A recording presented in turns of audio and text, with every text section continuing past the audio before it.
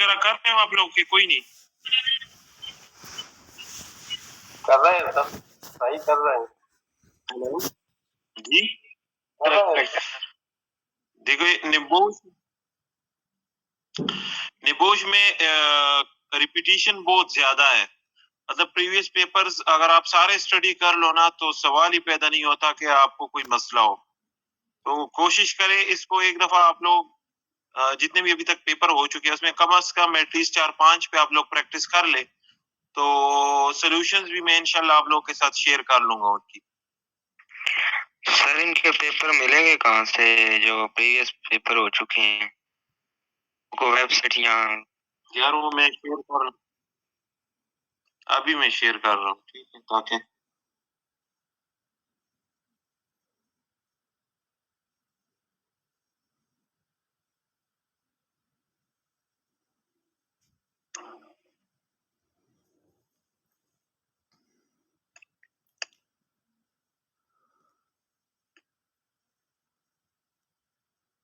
5 paper मैं आप लोगों के साथ शेयर कर रहा हूँ प्रीवियस ठीक है।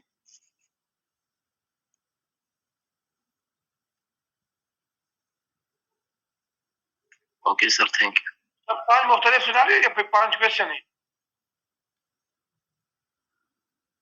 5 मुख्तलिफ पेपर है जिसमें 5 डिफरेंट सिनारियो है। 1 2 3 हो गया, 4 हो गया, 5। एक मिनट यार G1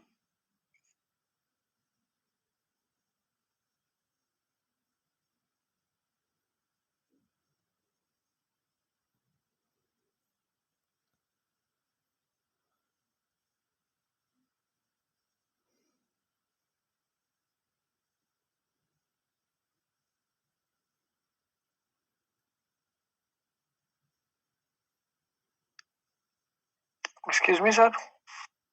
जी जी सर जो लिस्ट आप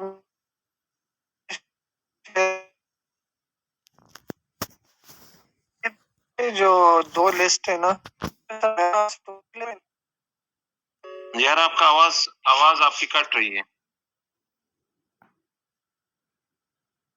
सर मैं कह रहा था जो 2 लिस्ट आपने शेयर की है मेरा नाम नहीं है तो तीसरी लिस्ट में होगा। ये तीसरी लिस्ट भी हमने बनाई है लेकिन है सब लड़कों के नाम है ठीक है कोई टेंशन ना ले। लड़के सारे जिनके ड्यूज वगैरह क्लियर थे ना वो सारे हमने रजिस्टर किए हैं। सर मैंने कल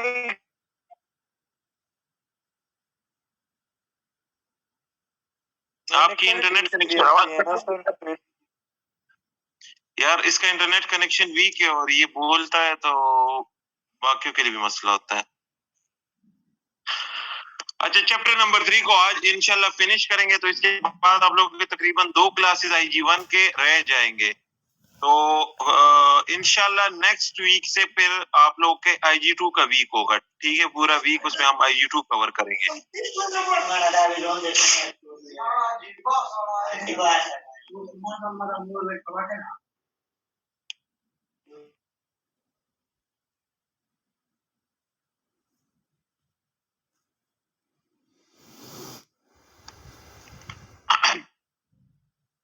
अच्छा अब जो टॉपिक हम पढ़ने जा रहे हैं सेफ सिस्टम ऑफ वर्क। अगर आप लोगों को याद हो जब हम एम्प्लॉयर की रिस्पॉन्सिबिलिटीज चैप्टर नंबर 1 में पढ़ रहे थे तो उसमें भी हमने पढ़ा था कि मालिक इस चीज का पाबंद होता है कि वो safe place of work provide करे और safe system of work provide करे। यानी काम का निजाम ऐसा हो जो कि सेफ हो जिसमें कोई खतरा ना हो। तो काम के निजाम से मुराद ये होता है कि जितने भी आपके काम की जगह में एक्टिविटीज चल रही है उन तमाम एक्टिविटीज का एक proper defined safe procedure develop किया गया हो। इस तरह हम SOP स्टैंडर्ड प्रोसीजर्स डेवलप करते हैं सेफ कि अगर कोई काम करना हो तो इसका सेफ तरीकेकार ये होगा तो इसको कहा जाता है सेफ सिस्टम ऑफ वर्क। और इसी में फिर बाकी चीजें भी आ जाती है कि जब आप सेफ निजाम बनाते हो तो उसमें permit to work system risk assessment और ये सारे काम भी हम करते हैं। लेकिन basic safe system of work है वो कहता है कि काम का निजाम ऐसा हो जो कि सेफ हो।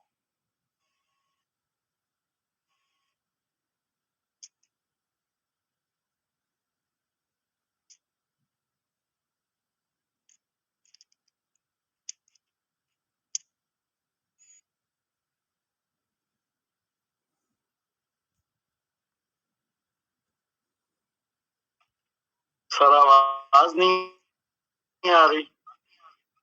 1 मिनट सब्र करें यार, एक बंदे ने।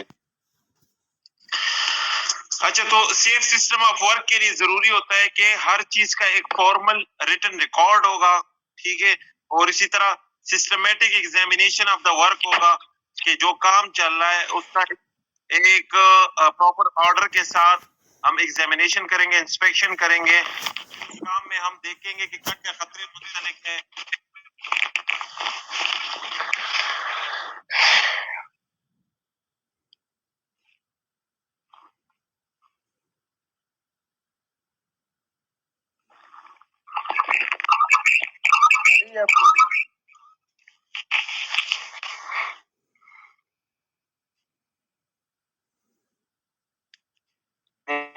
आपकी आवाज नहीं आ रही यार 1 मिनट सब्र कर, स्क्रीन आपके साथ शेयर हो रही है।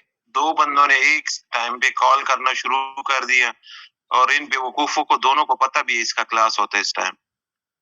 अच्छा, तो सेफ सिस्टम ऑफ वर्क के लिए 4 चीजें जरूरी होती है। एक ये है कि हर चीज का एक फॉर्मल रिटन रिकॉर्ड होगा।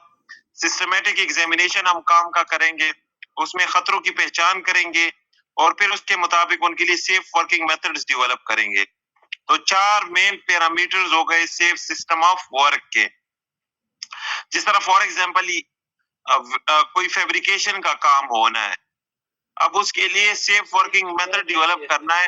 पहले से उसकी एग्जामिनेशन कर ले कि काम आपने क्या करना है। वेल्डिंग का काम करना है, उसमें कटिंग ग्राइंडिंग ये सारे काम होने हैं।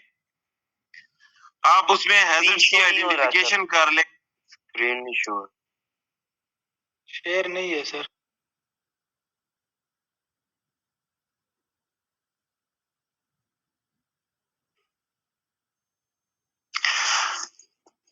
अच्छा, सेफ सिस्टम ऑफ वर्क के लिए जरूरी है जी, अभी शेयर है ना?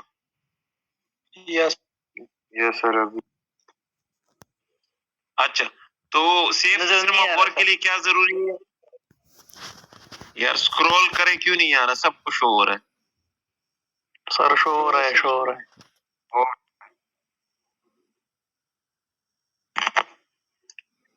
सेफ सिस्टम ऑफ वर्क के लिए जरूरी होता है कि हर चीज का एक रिटन रिकॉर्ड हो।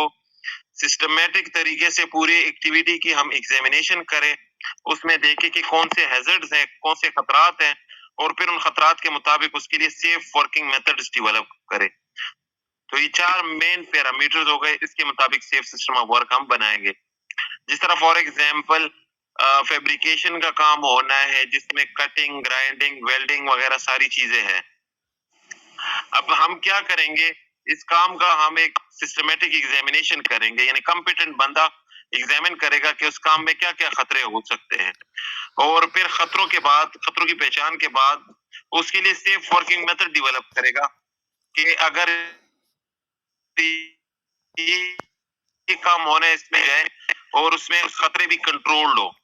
इस अंदाज से हर एक्टिविटी के लिए आपके वर्क प्लेस में जितनी एक्टिविटीज चल रही है उन सब के लिए स्टैंडर्ड प्रोसीजर्स डेवलप किए जाते कि फॉर एग्जांपल हमने इंस्पेक्शंस करनी है फलानी इक्विपमेंट की, तो इसमें क्या क्या हैजर्ड्स हो सकते हैं, हैजर्ड्स की पहचान कर ली, तो फिर हमने उसके लिए स्टैंडर्ड प्रोसीजर डेवलप कर लिया कि इस प्रोसीजर के तहत ये काम होगा। फॉर एग्जांपल जिस तरह मैंने फैब्रिकेशन का एग्जांपल दे दिया, उसमें हमें पता चला कि एक तो उसमें आग का खतरा हो सकता है, दूसरा उसमें रेडिएशंस है, रेज है, उसका खतरा हो सकता है, तीसरा उसमें इलेक्ट्रिक शॉक, वेल्डिंग मशीन या जो भी है उससे इलेक्ट्रिक शॉक लग सकता है, और चौथा हमें एक्सप्लोजन का खतरा उसमें नजर आया कि जो सिलेंडर्स होते हैं इसके पास वो एक्सप्लोड भी कर सकते हैं, उससे धमाका भी हो सकता है। तो ये 4-5 खतरे हमने उसमें पहचान कर ली। इसी तरह जो बंदा वेल्डिंग, कटिंग, ग्राइंडिंग कर रहा है उनके हाथ जख्मी हो सकते हैं। अब हमने उसके लिए सेफ वर्किंग मेथड सोचा और फिर डेवलप किया, कॉम्पिटेंट बंदे ने इसके लिए सोचा।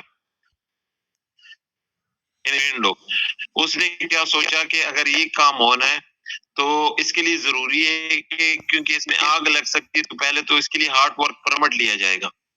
परमिट के साथ साथ फिर देखा जाएगा कि इसमें जो फायर जो सिलेंडर्स हैं इनके, वो प्रॉपर ट्राली में हो, लेबल्ड हो, ठीक है, और उनके जो वॉल्स वगैरह उसमें कोई लीकेज वगैरह ना हो। इसी तरह जो अगर वेल्डिंग प्लांट है तो उसमें कोई लूज कनेक्शंस ना हो, अर्थिंग उसकी हुई हो, नेकेड वायर्स कोई भी ना हो। और इसी तरह उसके लिए जरूरी है क्योंकि आग उसमें लग सकती है, तो हॉट एक्टिविटी अगर चल रही है उसके लिए फायर एक्सटिंग्विशर इसके पास होना चाहिए। और इसी तरह पीपीईज में फिर हम एक्सपीरियंस बंदा ये काम करेगा, पीपीईज में ये फेस शील्ड पहनेगा ताकि इसके चेहरे की और आंखों की हिफाजत हो। और इसी तरह हाथों की हिफाजत के लिए इसको हमने वेल्डिंग ग्लव्स दे दिए। तो ये हमने उसके लिए सेफ वर्किंग प्रोसीजर डेवलप कर लिया कि ये काम होना है, इसके सेफ वर्किंग प्रोसीजर ये होगा। समझ आ रही है मेरी बात की है नहीं? Yes sir. सर ये परमिट टू वर्क थोड़ा एक्सप्लेन कर लोगे?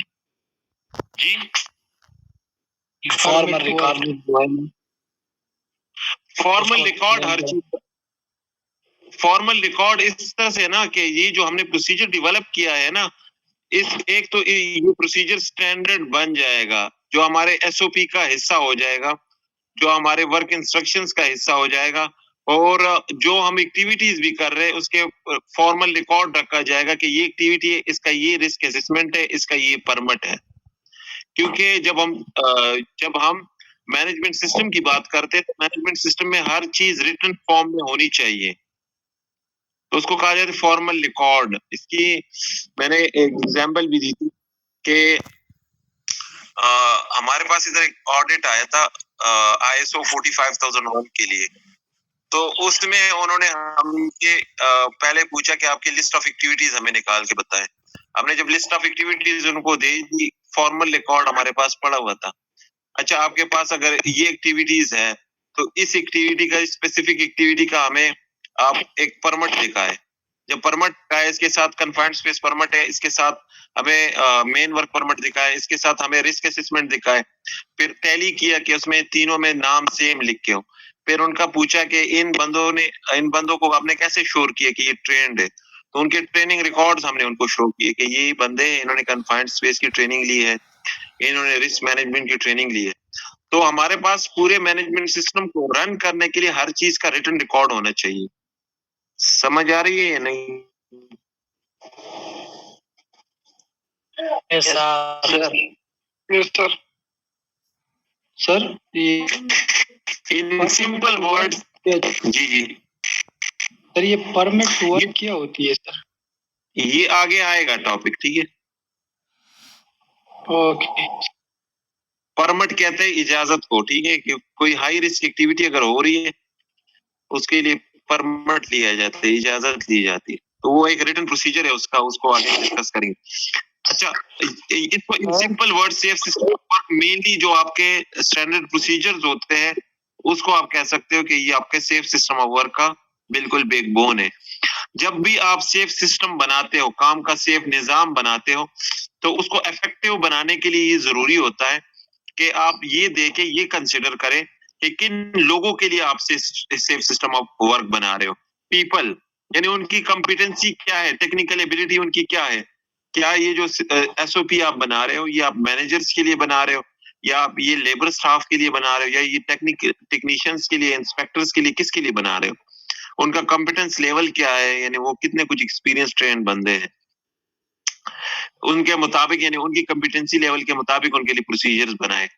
इसी तरह इक्विपमेंट, कौन सी मशीनें इस्तेमाल होगी या कौन से औजार इस्तेमाल होगी काम के दौरान, उसको भी कंसीडर करना चाहिए सेफ सिस्टम ऑफ वर्क के लिए। कौन सा मटेरियल और कौन से माहौल में काम करना पड़ेगा, कौन सा मटेरियल काम के दौरान हैंडल होगा या यूज होगा, और किस किस्म के माहौल में उनको काम करना पड़ेगा।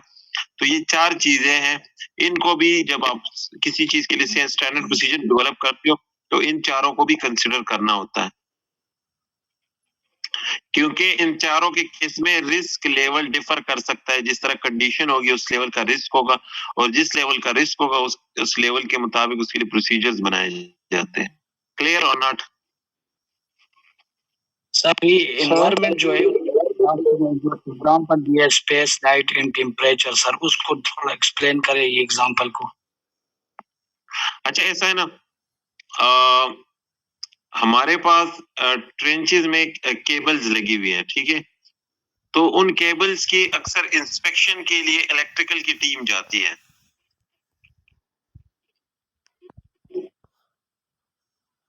तो ये डेवलप किया, हमने देखा कि ये जब ट्रेंचेस के नीचे जाते हैं तो एक तो वहां पे कन्फाइंड स्पेस है, दूसरा वहां पे अंधेरा भी हो सकता है, तीसरा वहां पे आग भी लग सकता है, क्योंकि अगर ये हाई वोल्टेज लाइट्स वगैरह यूज करते हैं तो एक्सप्लोजन और फायर का भी खतरा हो सकता है, इलेक्ट्रिक शॉक का भी खतरा हो सकता है।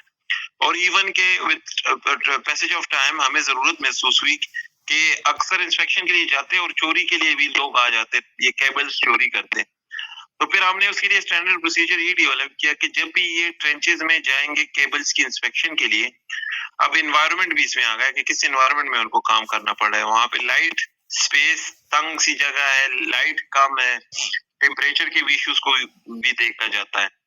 तो उसके लिए हमने फिर स्टैंडर्ड प्रोसीजर ये डेवलप किया कि जब भी ये ट्रेंचेस में जाएंगे पहले गैस टेस्टिंग होगी, इसी तरह जब ये अंदर जाएंगे तो सिर्फ कॉम्पिटेंट बंदे जाएंगे, एक बंदा ट्रेंच के मतलब मेन एंट्री पे होगा, कम्युनिकेशन इनके बीच में लाजमी होनी चाहिए, और जाते हुए जब ये अंदर जाएंगे तो इनके पास इनके साथ एक सिक्योरिटी वाला भी जाएगा, एक सेफ्टी पर्सनल भी जाएगा, ठीक है। तो इस तरह हमने उसके स्टैंडर्ड प्रोसीजर, और कॉम्पिटेंट बंदे जाएंगे, लाइट वगैरह 24 वोल्ट या इससे कम होगी ताकि फायर या एक्सप्लोजन का खतरा ना हो।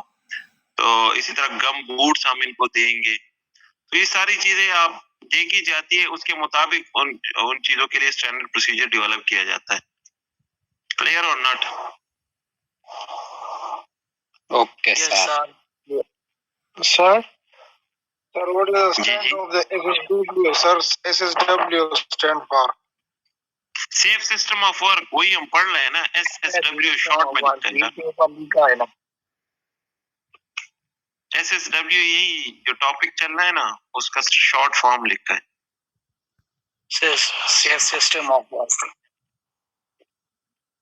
अच्छा, आपका जो सेफ सिस्टम ऑफ वर्क होगा उसके लिए जरूरी होता है कि it should be linked with the risk assessment. जो आप रिस्क असेसमेंट करते हैं उसके साथ ये पैरेलल में होना चाहिए, लिंक्ड होना चाहिए, क्योंकि रिस्क असेसमेंट में भी आप खतरों की पहचान करते हो और उनके लिए कंट्रोल्स बताते हो, और सेफ सिस्टम ऑफ वर्क में भी आपने हैजर्ड की आइडेंटिफिकेशन करके ही स्टैंडर्ड प्रोसीजर डेवलप किए होते हैं। तो आपके लिए जरूरी है कि आपका जो सेफ सिस्टम होगा वो आपके रिस्क असेसमेंट के साथ लिंक्ड होना चाहिए, और डॉक्यूमेंटेड होना बहुत ज्यादा जरूरी होता है, documented so that the standard is clear. आप जो भी स्टैंडर्ड प्रोसीजर या सेफ वर्किंग मेथड डेवलप करते हो तो वो रिटन फॉर्म में जो जो उनके साथ कंसर्न लोग होते हैं उनके पास रिटन फॉर्म में वो मौजूद होना चाहिए, ताकि कभी भी कोई कॉम्प्लिकेशन आए या कोई उसकी वायलेशन हो तो फौरन उसका रेफरेंस दिया जा सके या स्टैंडर्ड प्रोसीजर के मुताबिक अगर ये एक्टिविटी होगी इसमें सिक्योरिटी वाला बंदा हमें चाहिए, इसके लिए ये परमिट हमें चाहिए, इसके लिए ये इक्विपमेंट हमें चाहिए। और जब भी स्टैंडर्ड प्रोसीजर्स आप डेवलप करते हो या सेफ वर्किंग मेथड्स डेवलप करते हो, so they should be developed by a competent person with assistance from the workers. Workers से असिस्टेंस लेके, हेल्प लेके एक्सपीरियंस बंदा ये प्रोसीजर्स डेवलप करेगा, क्योंकि उस जो बंदा उन फेजेस से गुजरा होता है वही बंदा उसमें खतरों की पहचान कर सकता है और कंट्रोल बता सकता है, और लीगली भी रिक्वायर्ड होता है सेफ सिस्टम ऑफ वर्क, क्योंकि हमने एम्प्लॉयर की रिस्पॉन्सिबिलिटीज में पढ़ा था कि एम्प्लॉयर जो है वो इस चीज का पाबंद होता है कि वो सेफ सिस्टम बनाए, मालिक इस चीज का पाबंद होता है कि वो बनाए, डेवलप करे, और वर्कर इस चीज के पाबंद होता है कि उसके मुताबिक काम करे। क्लियर और not? Yes sir. Yes, sir. Clear sir. Okay, sir. ये अगर आप लोगों को याद हो आईएलओ के कन्वेंशन और रिकमेंडेशंस जब आप चैप्टर नंबर 1 में पढ़ रहे थे उसमें भी हमने वर्कर की रिस्पॉन्सिबिलिटीज में पढ़ा था कि वर्कर इस चीज का पाबंद होता है कि वो जो इंस्ट्रक्शंस उसको बताए जाते हैं उसको फॉलो करे।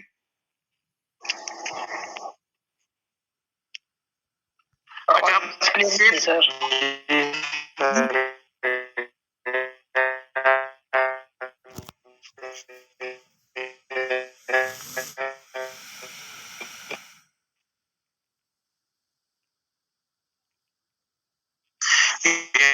जिस बंदे का इंटरनेट कनेक्शन वीक हो उनसे रिक्वेस्ट है काइंडली वो अपना माइक ऑन ना करे।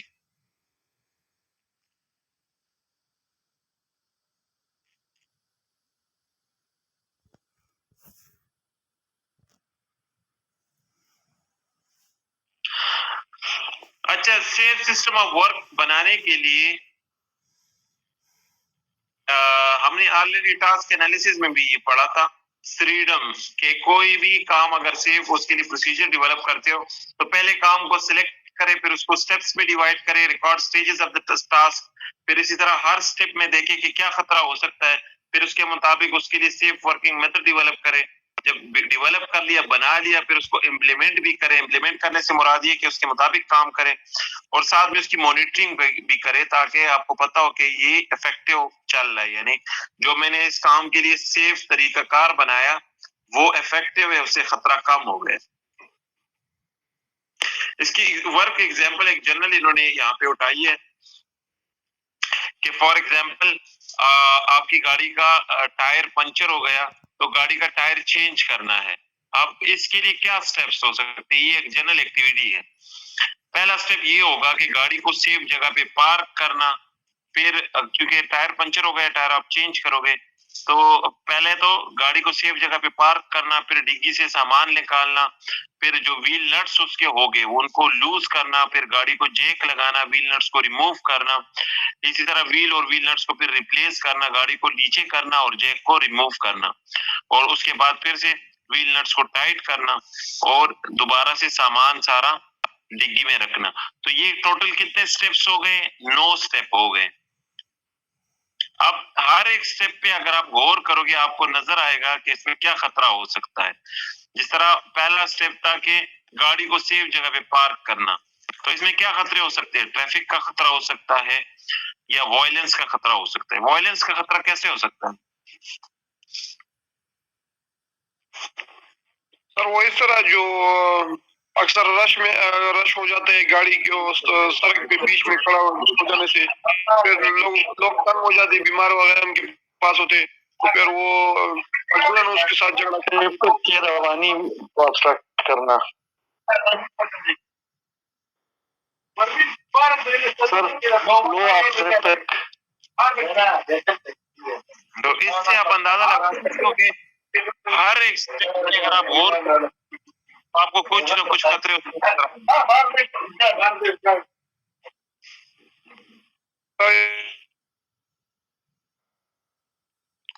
हर एक स्टेप पे अगर आप गौर करोगे तो आपको हर स्टेप में कोई ना कोई खतरे नजर आएंगे और उसके लिए फिर कंट्रोल्स आपने सोचने होंगे कि जिस तरह अभी ट्रैफिक का वायलेंस का आपने गलत जगह पे गाड़ी पार्क की, पहला स्टेप था, तो उसके लिए कंट्रोल्स क्या हो सकते हैं कि गाड़ी को ऑफ रोड लोकेशन पे, यानी रोड से थोड़ा सा दूर जगह पे गाड़ी को पार्क करे, हैजर्ड लाइट्स का इस्तेमाल करे, और अगर आप अनसेफ फील कर रहे हो या आपके पास बच्चे वगैरह है तो फिर गाड़ी के अंदर ही रहे और रिकवरी वालों को कॉल करे।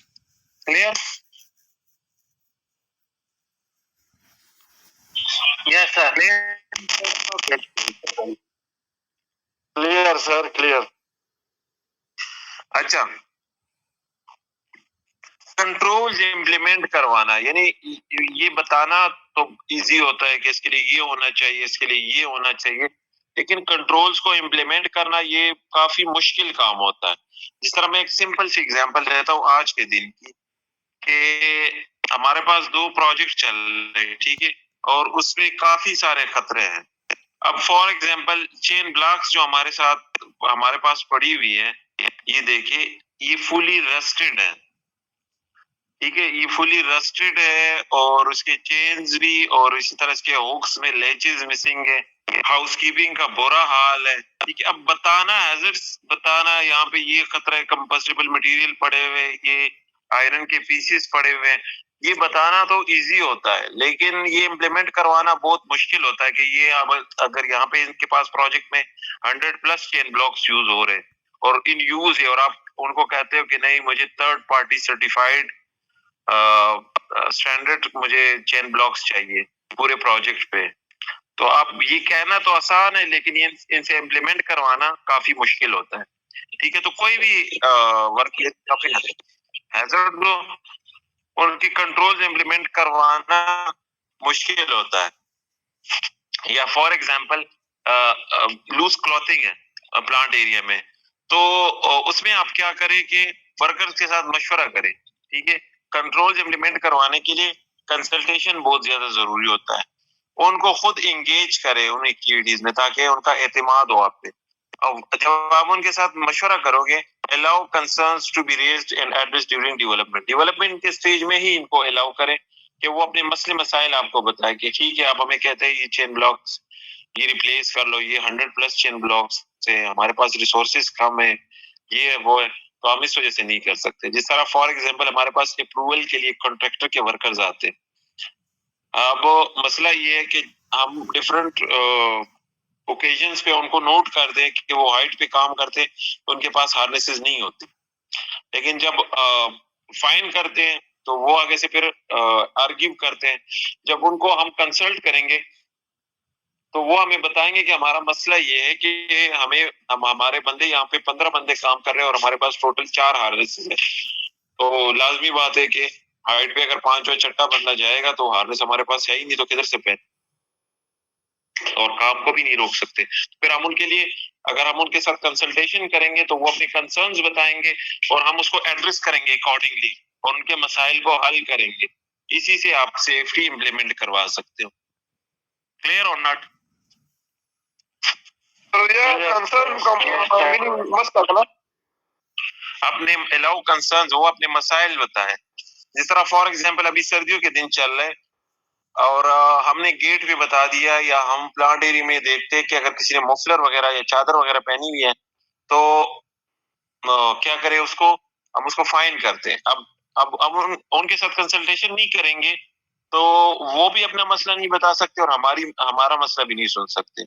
जब उनके कंसर्न जो बंदे हैं उनको हम बुलाते हैं तो उन्होंने अपना मसला बताया कि हमारे पास जैकेट्स नहीं है और तकरीबन ये 5 महीने हो गए हमें नए जैकेट्स नहीं मिले, सर्दियां आ गई है अभी भी नहीं मिले, तो हम इस वजह से चादर और मफलर तो फिर पहनेंगे। हम उनको मसला उनका हल कर सकते हैं कि हम उनके लिए जो मतलब जैकेट्स वगैरह है वो इंडेंट कर सकते हैं और अपना मसला भी बता सकते हैं कि हम क्यों अलाउ नहीं कर रहे, क्योंकि हमारे पास इससे ऑलरेडी एक फेटलिटी हो चुकी है, बंदा मर चुका है इससे। मशीन के मूविंग पार्ट्स में उसका मफलर फंस गया था और बेल्ट ने उसको आगे की तरफ खींचा और उसकी वजह से वो बंदा यूनिट के अंदर चला गया और क्रश हो। ठीक है, समझ आ रही है मेरी बात तो की या नहीं? यस आ रही है। अच्छा, एम्प्लॉयर की रिस्पॉन्सिबिलिटीज में भी था कि तमाम वर्कर्स को काम के हवाले से इंफॉर्मेशन, इंस्ट्रक्शन, ट्रेनिंग देना और उनकी निगरानी करना। तो सेफ सिस्टम ऑफ वर्क में ये चीजें डिटेल से चाहिए होती है।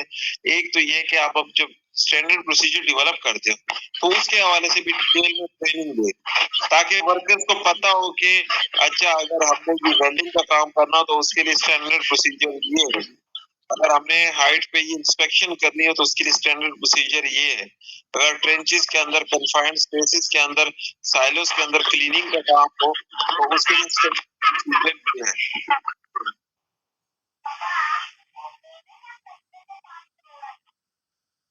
अब ये कौन आ गए, वीडियो भी ऑन किए है और माइक भी ऑन किया। यार प्लीज ये लिंक किसी और के साथ, आउटसाइडर्स के साथ शेयर ना करो।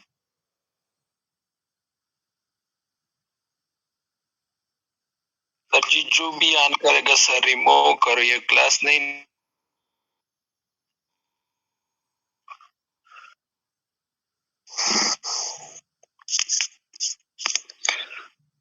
अच्छा, स्टैंडर्ड प्रोसीजर डेवलप कर लिया, फिर साथ में उसकी मॉनिटरिंग भी करें। मॉनिटरिंग करें कि आपका जो सेफ सिस्टम ऑफ वर्क है वो सही तरीके से अप्लाई हुआ है, यानी काम उसके मुताबिक चल रहा है या नहीं, लोग उसी स्टैंडर्ड प्रोसीजर के मुताबिक काम कर रहे हैं या अपने तरीके से कर रहे हैं। And safe system of work is as safe as was intended. जिस तरह हमारा मकसद था कि ये प्रोसीजर सेफ होगा, तो क्या वो उसी तरीके से सेफ है भी या नहीं, यानी उस स्टैंडर्ड प्रोसीजर के बाद कोई हादसे तो नहीं हो रहे। तो इससे आपको उसकी इफेक्टिवनेस का भी पता चलेगा। इसके लिए जरूरी होता है कि मॉनिटर किया जाए उसको।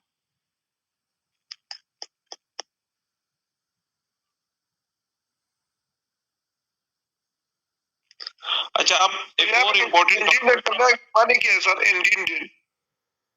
जिस तरह मकसद था, जिस तरह उर्दू में उसको क्या कहते हैं, जिस तरह हम उससे तकाजा कर रहे थे, ठीक है, एक्सपेक्टेशन मतलब इंटेंशन हाँ, से निकले ना सर। जो एक्सपेक्टेशन जिस तरह हम एक्सपेक्ट कर रहे थे, क्या उसी तरह से वो सेफ है भी या नहीं। अच्छा, अब एक और इम्पोर्टेंट टॉपिक हो रहा है, ठीक है, परमिट टू वर्क सिस्टम। तो लीव करके दोबारा से ज्वाइन कर ले ताकि इसको थोड़ा सा तवज्जो सर से आज discuss कर। बहुत ज्यादा इशू है सर, हमें एक भी समझ नहीं आ रहा है सर, आवाज भी नहीं आ रही है सर। सबको समझ नहीं आ रहा सर आज के लिए नहीं सर, क्लियर है आवाज आ रही है। क्लियर है बात। फिर दोस्तों के मैं अच्छा, देखिए देखिए मेरी बात सुनिए, अगर आपके अपने एंड से इंटरनेट का इशू होगा ना, तो उसके लिए हम कुछ भी नहीं कर सकते। आपसे रिक्वेस्ट ही कर सकते हैं कि आप kindly stable internet connection switch कर लो, कोई भी आप लोकेशन अपने चेंज कर लो या कुछ भी कर लो, लेकिन मेरी एंड से अभी इंटरनेट ओके। लीव करके दोबारा से ज्वाइन कर लें। क्या करो कि क्लास जब भी स्टार्ट होता है ना, चाहे ब्रेक के बाद हो या ब्रेक से पहले, तो कुछ मिनट में वेट करता हूँ ताकि सब लड़के ज्वाइन कर ले, उसके बाद ही फिर अलाउ करता हूँ या स्टार्ट करता हूँ क्लास को, ठीक है। अच्छा, इम्पोर्टेंट टॉपिक है परमिट टू वर्क सिस्टम। जिस तरह मैंने बीच में भी एक दो दफा बताया कि परमिट टू वर्क बेसिकली कहते हैं काम के लिए इजाजत लेना, उर्दू में इसकी मीनिंग ये बनती है। तो हमारे पास कुछ एक्टिविटीज ऐसे हो सकते हैं जो कि हाई रिस्क एक्टिविटीज होते हैं, जिसमें खतरा ज्यादा होता है, तो उसके लिए फिर इजाजत ली जाती है। और इसको हम डिफाइन भी इस तरह करते हैं कि ये एक फॉर्मल डॉक्यूमेंटेड तरीकेकार है सेफ्टी का, जो कि सेफ सिस्टम ऑफ वर्क का हिस्सा है, और इसके जरिए से खतरनाक कामों के लिए इजाजत लिया जाता है, जिसमें हॉट वर्क हो गया, हाई वोल्टेज इलेक्ट्रिक सिस्टम पे काम करना हो गया, कन्फाइंड स्पेसिस के अंदर काम करना हो गया, पाइपलाइंस, ऑपरेशनल पाइपलाइंस के अंदर काम करना हो गया, एक्सकेवेशंस का काम हो गया, खुदाई का काम हो गया, कम्प्लेक्स मशीनों पे काम हो गया। तो ये सारे वो ऐसे काम है जिसमें से आम कामों के मुकाबले में ज्यादा खतरा हो सकता है, लिहाजा इसके लिए परमिट लिया जाता है। अरे ये परमिट किससे लिया जाता है? अच्छा, परमिट मतलब फॉरेन में अलग, गल्फ में अलग प्रोसीजर है, यहाँ पे पाकिस्तान में सच इसका प्रॉपर सिस्टम नहीं है, लेकिन परमिट एक इशुइंग अथॉरिटी होती है, ठीक है, और एक को कहा जाता है परमिट रिसीवर, और एक होता है एग्जीक्यूटर। परमिट इशुअर जो होता है वो रिस्पॉन्सिबल होता है कि वो एक्टिविटीज, हाई रिस्क एक्टिविटीज के लिए परमिट यानी काम की इजाजत दे। अब उसको वो अथराइज्ड होता है कि वो परमिट दे, इजाजत दे, लेकिन वो पहले कंफर्म करेगा कि जिस काम के लिए मैं परमिट दे रहा हूँ तो क्या वो कंट्रोल तरीके से काम चल रहा है या नहीं, क्योंकि उसकी कंट्रोल, बेसिकली उसको कंट्रोल करने के लिए ही ये प्रोसीजर बनाया जाता है। जिस तरह फॉर एग्जांपल हॉट एक्टिविटी है, या हाइट में काम है, या कन्फाइंड स्पेस में काम करना है, तो जो एग्जीक्यूटर है, फॉर एग्जांपल कन्फाइंड स्पेस में साइलोस के अंदर क्लीनिंग का काम है, या किसी यूनिट के अंदर क्लीनिंग का काम है, कन्फाइंड स्पेस है, तो उसमें क्या करेगा जो एग्जीक्यूटर है, तो वो जाएगा परमिट इशूअर के पास, उससे परमिट लेगा, परमिट की इजाजत मांगेगा। परमिट इशूअर कंफर्म करेगा कि जो प्रोटोकॉल्स है हाइट एक्टिविटी के लिए या कन्फाइंड स्पेस के लिए, वो सारे ये अप्लाई करे, यानी वो फॉलो करे, उसके मुताबिक फिर उसको परमिट की इजाजत, काम की इजाजत दी जाएगी, ठीक है, और जब वो काम खत्म कर लेगा तो परमिट को फिर क्लोज किया जाएगा। अब इसके आगे एग्जांपल्स आएंगे तो आपको खुद ही समझ आ जाएगी, ठीक है। एक होती है इशूइंग अथॉरिटी। वैसे पाकिस्तान में मोस्टली परमिट इशूअर जो होता है वो शिफ्ट इंचार्ज होता है, शिफ्ट इंचार्ज जो होता है वो काम की इजाजत देता है। इशूइंग अथॉरिटीज या इशूइंग पार्ट में क्या क्या चीजें देखी जाती है, क्या क्या चीजें इंश्योर की जाती है। इशूइंग पार्ट में डिटेल ऑफ द वर्क लिखा जाता है, ठीक है, कि क्या काम होना है, किस लोकेशन पे, किस डेट टाइम को, उसमें क्या क्या खतरे हैं, उसके लिए कौन कौन सी आइसोलेशन जरूरी है, यानी क्या जिस मशीन के अंदर क्लीनिंग का काम है वो इलेक्ट्रिकली आइसोलेटेड है या नहीं, उसके लिए कौन कौन से कंट्रोल्स अप्लाई होने, और पीपीस कौन कौन से इस्तेमाल हो रहे हैं। तो ये सारी चीजें इश्यूएंस की जानिब से वो की जाती है, इंश्योर की जाती है। उसके बाद इशूइंग पर्सन या ऑथराइज्ड पर्सन जो परमिट इशू कर रहा है वो अपना नाम और सिग्नेचर कर लेता है, यानी वो इजाजत दे देता है कि हाँ ठीक है, सारे जो पॉसिबल कंट्रोल्स थे उसके मुताबिक अभी काम शुरू हो सकता है। ठीक है, वर्क कैन स्टार्ट नाउ। जी, को थोड़ा एक्सप्लेन करते हैं। आइसोलेशन आइसोलेशन कहते हैं जिस तरह अब फॉर एग्जांपल कोई मशीन है उसमें बिजली है, मतलब इलेक्ट्रिकली लाइव है, तो आइसोलेशन इसको कहते हैं कि इसको इलेक्ट्रिकली आइसोलेट करो, यानी इसका इलेक्ट्रिक स्विच से इलेक्ट्रिकली इसको फुली कट ऑफ कर लो। आइसोलेशन कहते हैं कट ऑफ करने को। अब वो कट ऑफ करना इलेक्ट्रिकली भी हो सकता है, वो कट ऑफ करना मैकेनिकली भी हो सकता है, वो कट ऑफ करना न्यूमेटिक भी हो सकता है, प्रेशर्स। ठीक है, ये सारे हमारे पास डिफरेंट काइंड ऑफ एनर्जीज है। तो जब एनर्जीज को आप कट ऑफ करते हो किसी मशीन से तो इसको आइसोलेशन कहा जाता है। समझ आई या नहीं आइसोलेशन की? Yes sir. Yes sir. ठीक है, अब इशूअर ने परमिट इशू कर लिया, रिसीविंग बॉडी ने उसको रिसीव कर लिया। ठीक है, और अब जो एग्जीक्यूटर है वो काम शुरू कर सकता है, यानी उसको काम की इजाजत मिल गई कंट्रोल मैनर में। ठीक है, जब काम खत्म हो जाता है फिर परमिट की क्लियरेंस की जाती है, परमिट को दोबारा से साइन बैक किया जाती है उसकी तरफ से, जो भी परमिट इशूअर था उसके पास दोबारा से परमिट चला जाता है, और इशू जो एग्जीक्यूटर था उसको बता देता है कि मेरा काम खत्म हो गया, अब आप अपने नॉर्मल ऑपरेशंस रिज्यूम कर सकते हो। इसकी मैं आप लोगों के साथ एक दो फॉर्मेट शेयर कर लेता हूँ ताकि आप लोग को थोड़ा सा आइडिया हो कि किस तरह इसका काम होता है।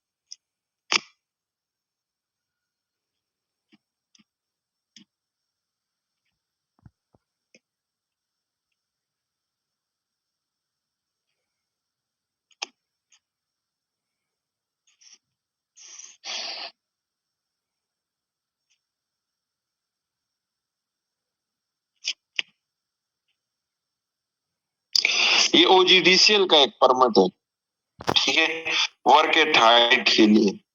अब इसमें देखिए इश्यूएंस पार्ट स्टार्ट से शुरू होता है कि परमिट कब शुरू हुआ है, आवर और डेट इसके, परमिट कब तक एक्सपायर हो जाएगा, यानी एक दिन के लिए है या कुछ घंटों के लिए काम की इजाजत दी गई है। ठीक है, और फिर इसमें लिखा जाता है कि दिस परमिट अथोराइजेज मिस्टर डैश, जो भी जिसे काम करना है, ठीक है, उसका नाम लिखा जाएगा जिस डिपार्टमेंट का है, और जो काम उसने करना है उसका डिटेल लिखा जाता है, 8 जिस लोकेशन पे उसने काम करना है, ठीक है, वो चीज लिखी जाएगी। फिर इसमें ये दूसरा आप देखें कि जॉब की टाइप पे टिक किया जाएगा कि हाइट पे कौन किस किस्म का काम है, कोई मेंटेनेंस का काम होने जाए या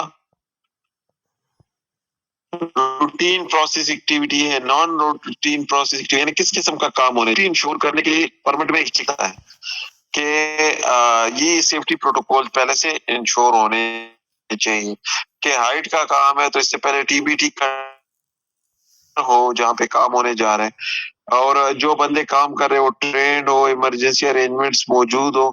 ठीक है, जो उसके साथ अगर इसके फोल्डिंग के अरेंजमेंट्स है उसकी एक चेकलिस्ट होती है, वो उसके साथ लगी है या नहीं, जो रिस्क है वो एक्सेप्टेबल है या नहीं, यानी जो भी उसके सेफ्टी प्रोसीजर से उस पे यस नो किया जाता है। ठीक है, फिर कौन से इक्विपमेंट इसमें यूज होगा, कितना हाइट है, कौन से एसोसिएटेड परमिट्स है इसके साथ, यानी फॉर एग्जांपल हाइट पे हॉट एक्टिविटी भी है तो उसके साथ फिर हॉट एक्टिविटी का भी परमिट लगेगा और हाइट का भी लगेगा। फिर उसमें कौन सी PPE इस्तेमाल होने, और अगर कोई स्पेशल इंस्ट्रक्शन है तो वो लिखे जाते हैं। अथराइजेशन में आप देखें कि परमिट इशूइंग अथॉरिटी यहाँ पे कौन है, शिफ्ट इंजीनियर, प्रोडक्शन इंजीनियर, और उसका डिपार्टमेंट लिखा गया, और परमिट रिसीवर कौन है, तो जो बंदा एक्टिविटी एग्जीक्यूट कर रहा है वही परमिट रिसीवर है। तो मेन इसमें दो बॉडीज हो गई, एक परमिट इशूअर और एक परमिट रिसीवर। क्लियर और नॉट?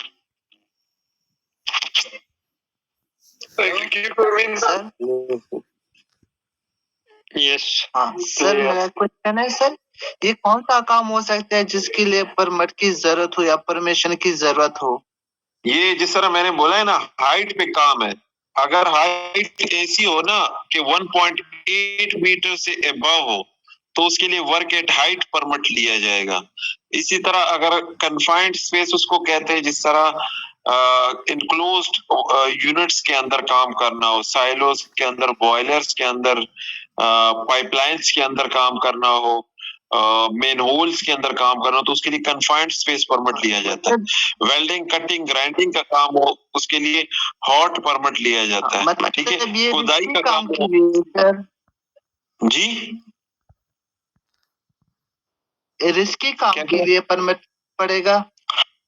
हर ऐसा काम जिसमें मतलब रिस्क ज्यादा होता है ना, उसके लिए कोई ना कोई परमिट लिया जाता है। तो आप देखोगे कि उसके लिए वो कौन सी कैटेगरी में फॉल कर रहे हैं, उसके मुताबिक उसके लिए परमिट लिया जाता है। Thank you sir. Sir in case अगर कोई परमिट ना ले, कोई ऑर्गेनाइजेशन ऐसा कोई काम कर रहा हो जो कि हाई काइंडली ये परमिट का जो फॉर्म है सर, ये हमारे साथ शेयर कर ले सर ग्रुप में। सर ये जॉब कंप्लीशन थोड़ा एक्सप्लेन करें सर।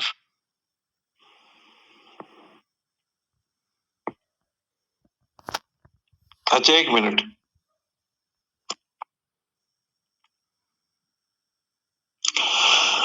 अच्छा, इश्यूएंस की, अब इसमें यहाँ पे आप मुझे बताएं कि सेफ्टी वालों का क्या काम होगा?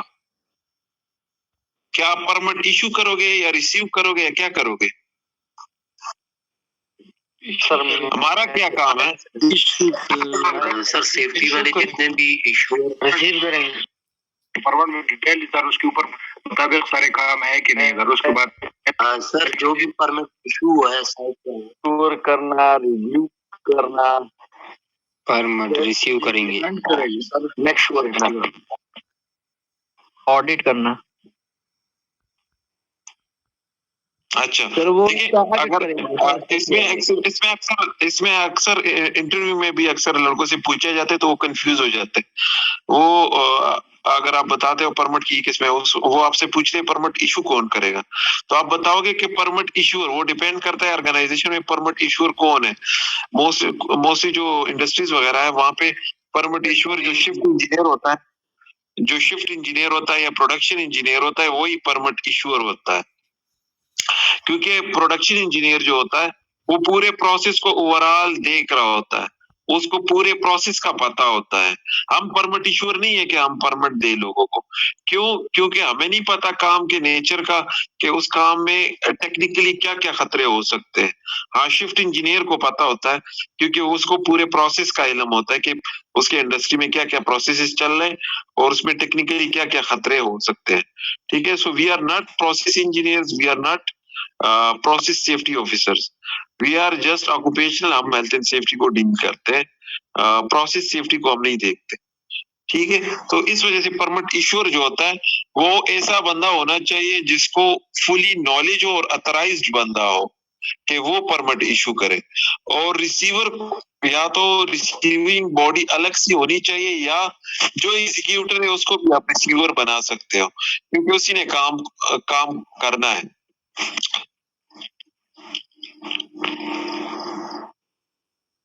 क्लियर और नॉट? सर फिर इसमें सेफ्टी वालों का क्या काम है? अच्छा, हमारा क्या काम है इसमें? हम क्रॉस वेरीफाई करेंगे, हम चेक करेंगे कि इसने जो प्रोटोकॉल लिखे हुए हैं, ठीक है, क्या उसके मुताबिक ये लोग काम कर रहे हैं। अब फॉर एग्जांपल आप साइट पे विजिट करते हो, हाइट पे काम चल रहा है या फॉर एग्जांपल कोई हॉट एक्टिविटी चल रही है, कन्फाइंड स्पेस के अंदर बंदे घुसे हुए काम कर रहे हैं, हम जाके वेरीफाई करते हैं ये एक्टिविटी चल रही है, ये मॉनिटरिंग करेंगे सर।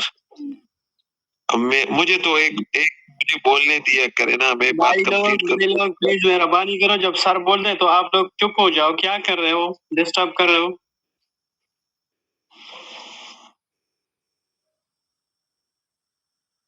ठीक है, तो हमारा काम ये होता है कि हम क्रॉस वेरीफाई करते हैं चीजें। कन्फाइंड स्पेस में काम चल रहे, हम जाके विजिट करते हैं, देखते हैं, तो उनसे पूछते हैं कि अच्छा इस काम के लिए परमिट लिया है या नहीं। अच्छा परमिट लिया है तो दिखाए परमिट। परमिट में फिर देखते हैं कि उसमें जो जिन जिन बंदों का नाम लिखे हुए, क्या वही बंदे अंदर गए हुए हैं, क्या जो प्रोटोकॉल इन्होंने टिक किए हुए, क्या उसके मुताबिक ये लोग काम कर रहे हैं या नहीं। कुछ ऑर्गेनाइजेशन इसमें मतलब एचईसी के लिए अलग से एक पोर्शन भी बनाते हैं कि लाजमी वो हर परमिट को वेरीफाई करेंगे। कुछ ऑर्गेनाइजेशन इस चीज को, सेफ्टी वालों ने इसको बाईपास किया होता है, क्योंकि वो समझते हैं कि अगर हर परमिट पे हमारे साइन हो तो कल को खुदा न खास्ता कोई मसला हो जाए। इस चीज में बहुत आप लोगों ने सेंसिटिव रहना है कि किसी डॉक्यूमेंट पे अगर आप ऑथराइज कर रहे हो चीजें,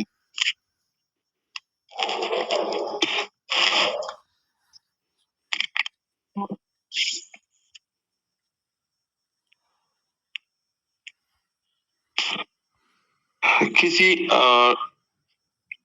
चीज को अगर आप साइन करते हो, इसका मतलब है कि आप इंश्योर कर रहे हो कि ठीक है मैं भी इसको मतलब वेरीफाई कर रहा हूँ कि ठीक है, खुदा न खासा कल को उसमें कोई हादसा हो गया तो जिसने इशू किया है उस पर भी बात आ सकती है, जिसने उसको वेरीफाई किया है, क्रॉस चेक किया, उस पर भी बात आ सकती है। तो इसमें थोड़ा सा एहतियात करना पड़ता है।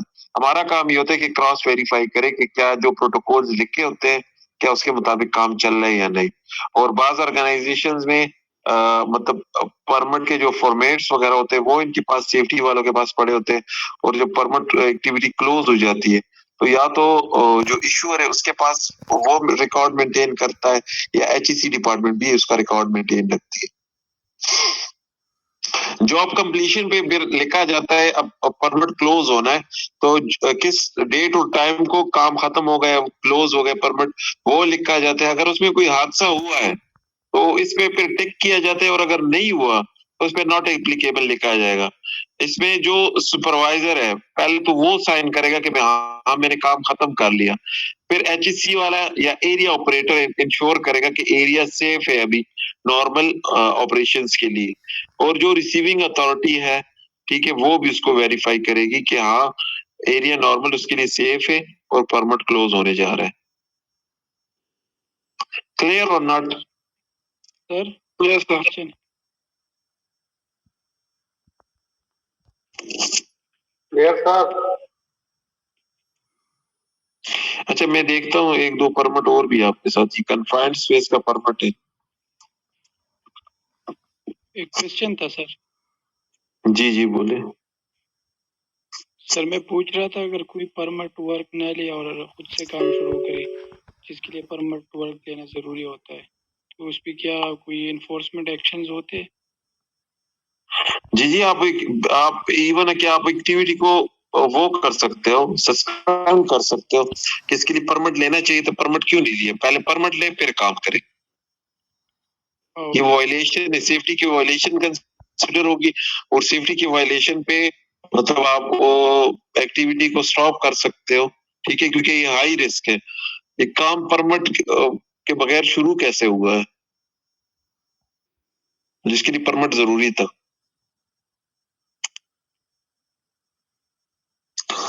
अच्छा अब एक और इम्पोर्टेंट टॉपिक है, और इस पे प्रीवियस पेपर में क्वेश्चन भी आया था, उसको भी डिस्कस करेंगे। तो हम अपने वर्क प्लेस में इमरजेंसी प्रोसीजर्स इंश्योर करेंगे, क्योंकि ये एम्प्लॉयर की रिस्पॉन्सिबिलिटीज में से था।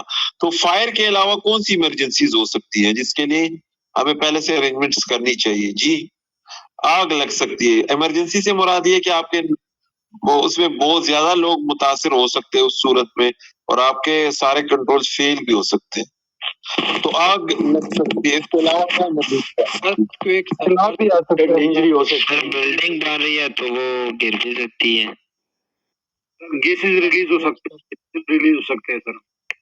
ठीक है। इमरजेंसी अरेंजमेंट्स पहले से इस वजह से जरूरी होते हैं क्योंकि बिसाइड ऑल प्रिकॉशन, तमाम एहतियाती तदाबीर के बावजूद भी कुछ ऐसे मसले हो सकते हैं जिसके लिए इमरजेंसी अरेंजमेंट्स करने हो सकते हैं। जिस तरह आग लग सकती है, बॉम्ब थ्रेट्स आ सकते हैं, इसी तरह खतरनाक केमिकल्स रिलीज हो सकते हैं, टॉक्सिक गैसेस रिलीज हो सकते हैं, सीवियर वेदर कंडीशंस आ सकते हैं, यानी सैलाब, तूफान वगैरह, मल्टीपल कैजुअलिटी एक्सीडेंट्स यानी बिल्डिंग वगैरह गिर सकती है, टेररिस्ट अटैक हो सकते हैं। तो ये सारे वो हादसात है जो कि मुमकिन है कि हो सकते हैं और इसके लिए हमें पहले से इमरजेंसी अरेंजमेंट्स करने चाहिए। अर्थक्वेक तरह नहीं है,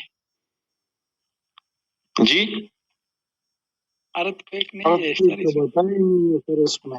वो सिवियर वेदर कंडीशन में आप डाल सकते हैं। अच्छा, पहले से इमरजेंसी प्रोसीजर अरेंजमेंट में सबसे पहली चीज तो ये कि आप अपने फोर्सिबल इमरजेंसीज पहले से नोट कर लो, क्योंकि आपको पता होगा आपके वर्क प्लेस का जहाँ पे लोकेटेड है वहां पे क्या क्या पेशेंट गोई कर सकते हो, आपकी क्या क्या इमरजेंसीज आ सकती है। यानी वहां पे सैलाब का खतरा बहुत हो सकता है या वहां पे टेररिस्ट अटैक का खतरा बहुत हो सकता है। तो पहले से लिस्ट डाउन कर ले कि आपके फोर्सिबल इमरजेंसीज कौन से हैं और प्रोसीजर्स क्या होंगे अलार्म रेस करने के लिए और क्या प्रोसीजर्स फॉलो होंगे in case of emergency. Suitable आपके पास इमरजेंसी का इक्विपमेंट क्या चाहिए जरूरी, जिसके थ्रू आप मतलब लोगों को रेस्क्यू भी कर सकते हो और इसी तरह फॉर एग्जांपल ऑक्सीजन की कमी हो तो आपके पास रेजिस्ट्रेशन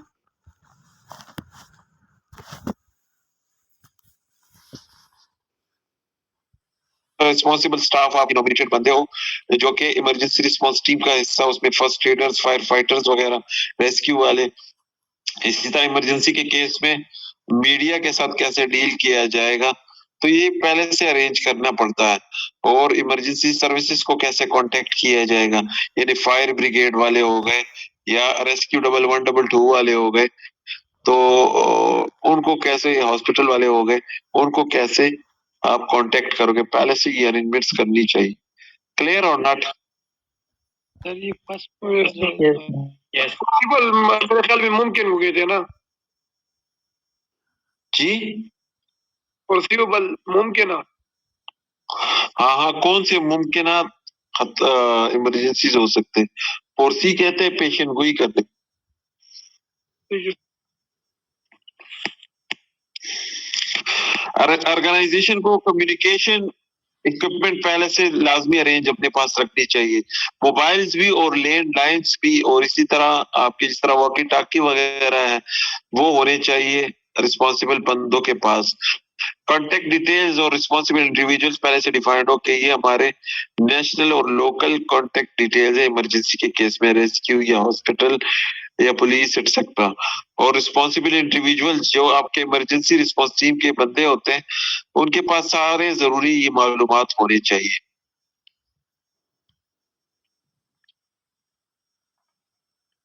कुछ लोगों को हम एडिशनल ट्रेनिंग्स दे सकते हैं, ठीक है, कि इमरजेंसी के केस में आप ये रोल प्ले करोगे और ये इक्विपमेंट्स उठाना आपका काम होगा, ठीक है। इस तरह ड्रिल्स और एक्सरसाइजेस करके इमरजेंसी प्रोसीजर्स की हम पहले से क्या कर सकते हैं, प्रैक्टिस कर सकते हैं।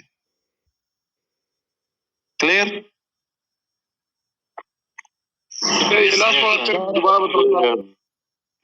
सर रिस्क हो या प्लीज इस तरह कोई इशू आई अगर, तो उसको इन्फॉर्म करने के लिए ये रिस्पॉन्सिबिलिटी सेफ्टी ऑफिसर के पास होगी सर।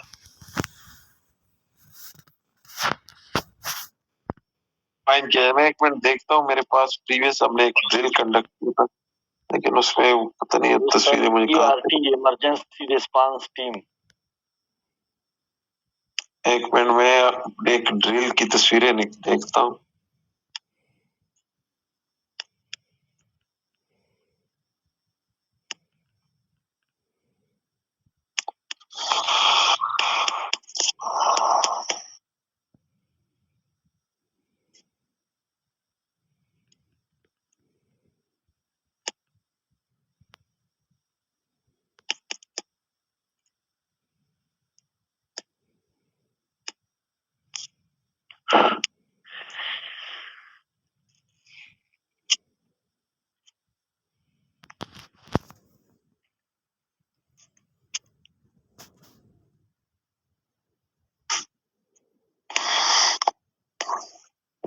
कहता मेरी गैलरी में ही बहुत ज्यादा चीजें पड़ी हुई। ठीक है, मतलब हम ड्रिल्स करते हैं इस तरह से ताकि हमारे वर्कर्स को फिर पता हो कि इन केस ऑफ इमरजेंसी किसका क्या रोल होगा।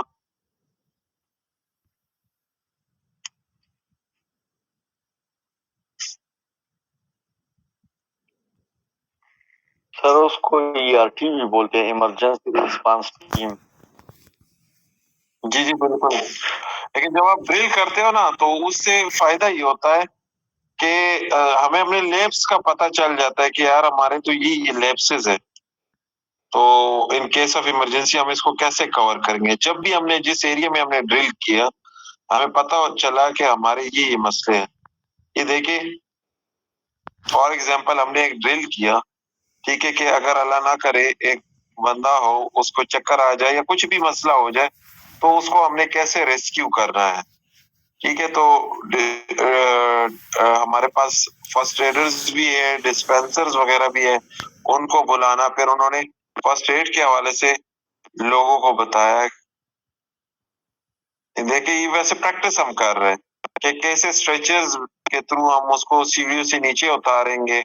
सिक्योरिटी वालों को इन्फॉर्म करना हो गया, फाल्स है कि हमने अलार्म रेज किया।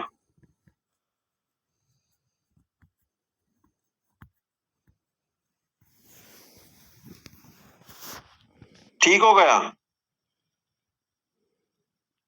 जी सर। Yes sir. ये कौन है? एक्टिंग की है सर, एक्टिंग की है। ये कौन है? सर ये आप है। सर ये आप ही हैं। माशाल्लाह।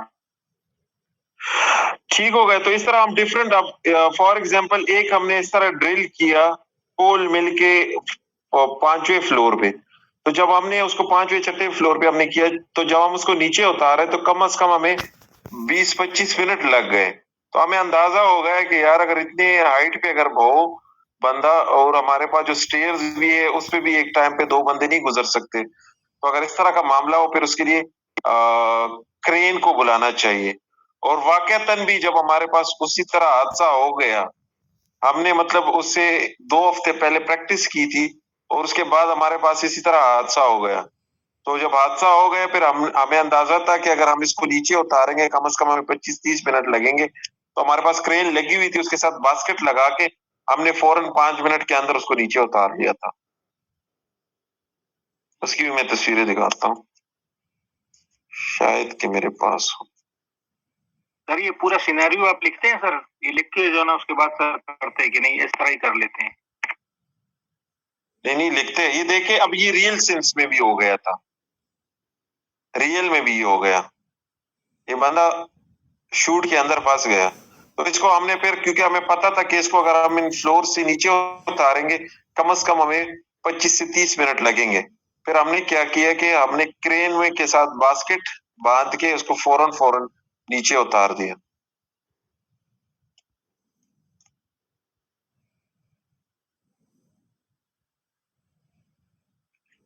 ठीक हो गया? तो सर ये तो बहुत बुरी तरह जख्मी हुआ है। हाय हाय। अच्छा, फर्स्ट एड के रिक्वायरमेंट्स क्या होते हैं आपके पास? कि फर्स्ट एड के फैसिलिटीज आपके पास मौजूद होनी चाहिए, यानी एक ऐसी लोकेशन जहां पे आप वर्कर्स को फर्स्ट एड ट्रीटमेंट दे सको, और इक्विपमेंट जरूरी सामान आपके पास होना चाहिए। फर्स्ट एड बॉक्सेस हो गए और इस तरह डिस्पेंसरी में आपके पास जरूरी सामान होना चाहिए, और ट्रेन बंदे आपके पास होने चाहिए। अच्छा, फर्स्ट एड जो फैसिलिटी होगी या आपकी जो डिस्पेंसरी वगैरह है वो सेंट्रली लोकेटेड हो, यानी ऐसी जगह में हो जहां पे इमरजेंसी सर्विसेज आसानी से पहुंच सके, यानी आपके एम्बुलेंस वगैरह आसानी के साथ पहुंच सके, साफ हो, एडिक्वेटली हीटेड और वेंटिलेटेड हो, हैंड वॉश फैसिलिटीज आपके पास होनी चाहिए। इसी तरह क्लिनिकल वेस्ट बिन होना चाहिए डिस्पेंसरी के अंदर, और सामान में आपके पास फर्स्ट एड किट्स हो गए, आई वॉश स्टेशंस हो गए, इसी तरह इमरजेंसी शावर्स, ब्लैंकेट्स, स्प्लेंट्स वगैरह हो गए, रिसिस्टेशन इक्विपमेंट हो गए, व्हील चेयर्स हो गए, और दूसरे जरूरी सामान आपके पास होना चाहिए। क्लियर? Sir yes sir. क्या होता है? जी